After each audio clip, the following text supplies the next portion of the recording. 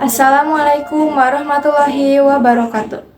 Puji syukur urang sanggakeun ka Nu Maha Kawasa anu tos ngalimpahkeun rahmatna ka urang sadaya.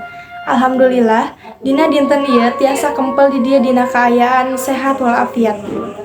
Teu hilap shalawat sinareung salam mugia salamina kacurah limpahkeun ka junjungan urang sadayana nyaeta Nabi Muhammad sallallahu alaihi wasallam, oge ka para kulawargina, ka para sahabatna sareng ka urang sadaya salaku umatna dugi ka akhir zaman.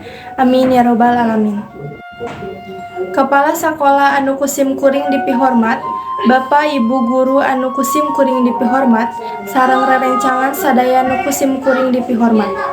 Tepangkeun Nabi Sim Kuring Rasyifa Sri Davina ti kelas 12A TKJ.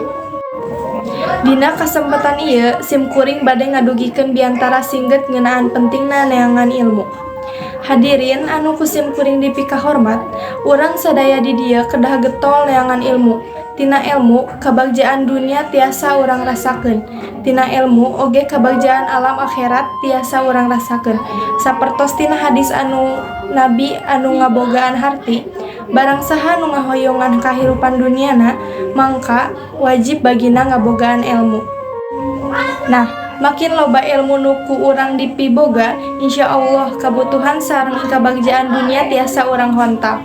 Kitu oge sami panghareupan urang kana kabagjaan akhirat oge insyaallah tiasa urang rasakeun. Kukituna para hadirin sakalian, janten nungtut ilmu teh kedah diutamakeun, komo deui pikeun siswa-siswi anu calik di bangku sakola. Teu aya alesan kanggo urang males-malesan tina diajar. Sabab diajar atawa nungtut ilmu teh nyaeta hiji kawajiban pikeun urang sarerea. Rek kumaha oge mangsa kahareupna bangsa ieu teh aya di pundak urang salaku generasi ngora. Kukituna urang kudu bener-bener diajar pikeun neangan ilmu nepi ka sejero-jerona. Tina getol diajar urang bakalan jadi jalma anu pinter tur moal bisa dibobodo ku batur. Jadi penting pisan tina diajar teh sangkan urang isukan jadi jalma-jalma anu sukses di dunia jeung di akhirat. Amin ya robbal alamin. Sakitu anu tiasa didugikeun ku Sim Kuring, hapunten bilih aya kalepatan sareng cariosan nu kirang merenah kana manah.